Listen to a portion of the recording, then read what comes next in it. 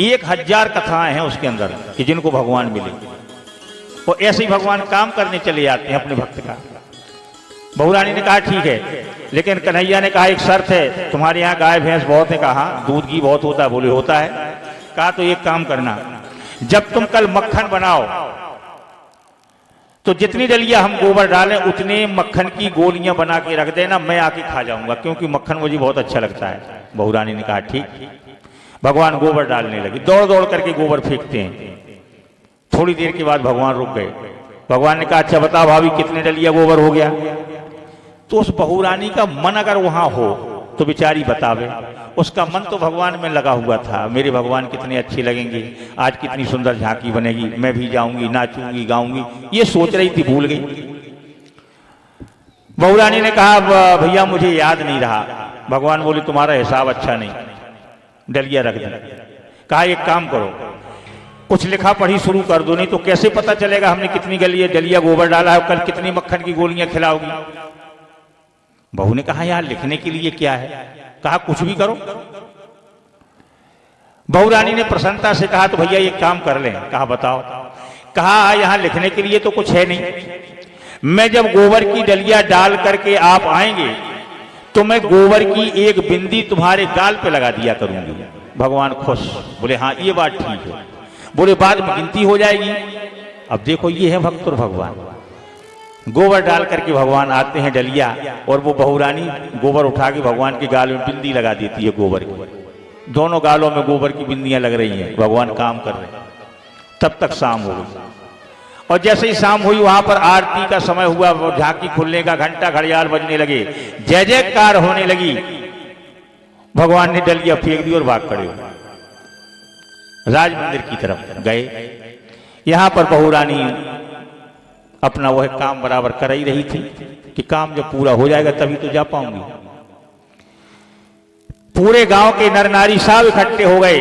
पुजारी जी महाराज से बड़े बूढ़ों ने, गांव वालों ने कहा भैया पुजारी जी अब महाराज भगवान का पट खोलो, सब लोग दर्शन करें, मिठाई बांटो, बाजी बजाओ, नाचो गाओ। पुजारी जी महाराज अंदर गए। जैसे ही भगवान का पट खोला, जिस सिंहासन पर परमात्मा विराजमान थे वाके बिहारी वाह, और जैसे ही भगवान को देखा पुजारी दौड़ करके बाहर आया मंदिर से। पूरे नगर के लोग खड़े थे, सबके सामने पुजारी ने दोनों हाथ उठा के कहा अरे भैया गजब हो गया। बोले क्या हुआ। अरे कहा भैया साल भर में एक बार तो हम और आप ये उत्सव मनाते हैं, और कोई इतना दुष्ट है अपने गांव में। आज मैंने भगवान को गंगा जल से स्नान कराया, नई पोशाक भगवान को पहनाई, अपने हाथों से कस्तूरी चंदन तिलक लगाया, लेकिन किसी दुष्ट ने आकर के भगवान के मुंह में गोबर लगा दिया है।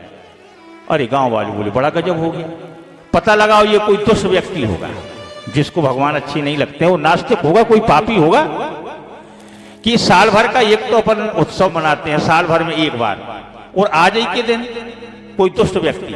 गांव के बड़े बूढ़े जो थे लम्बादार जमींदार, उन्होंने कहा पता लगाओ, और पता अगर लग जाए तो उसको ऐसी सजा दी जाए कि दोबारा कोई ऐसी हरकत ना करे।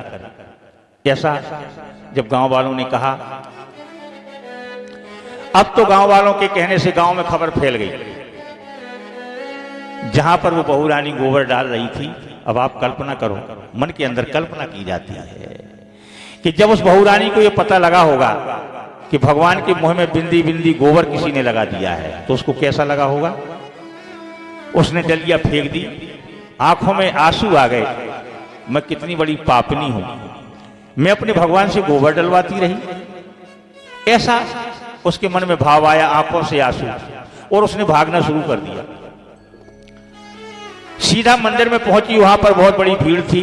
अब ना उसे अपनी सास की चिंता है, ना पति की चिंता है कि सास क्या कहेगी, काम हुआ कि नहीं हुआ।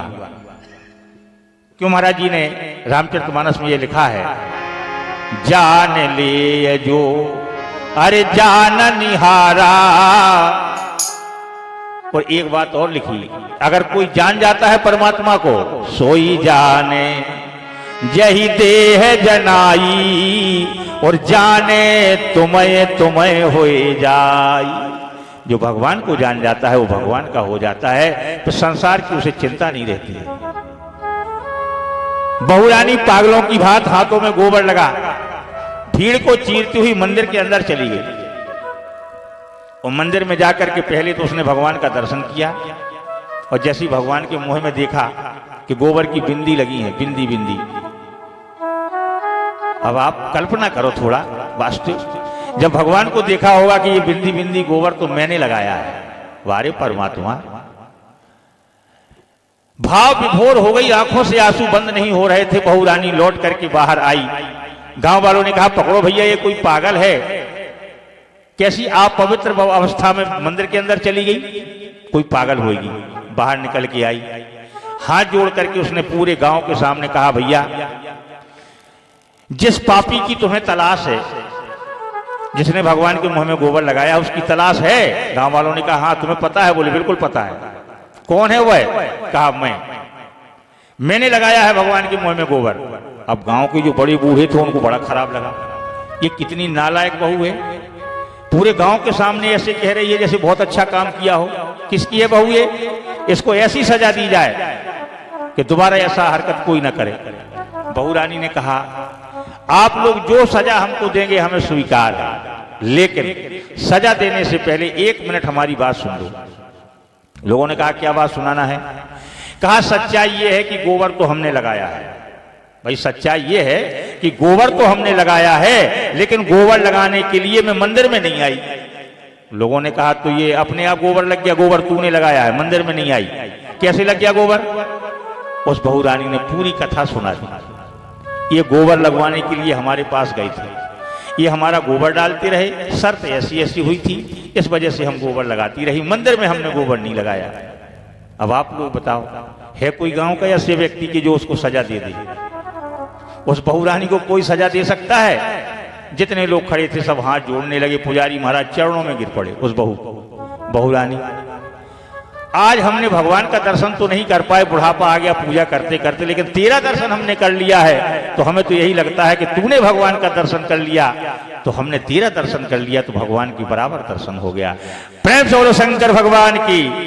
इस प्रकार से जब बहू रानी ने बताया सजा कोई नहीं दे पा रहा है, हाथ जोड़े खड़े हैं सब, और वह बहू रानी दोबारा फिर लौटकर अपने घर नहीं गई, बल्कि जाने तुम्हें हो जाएगी। जो भगवान को जान लेता है उसे संसार की क्या परवाह, जैसे मीराबाई।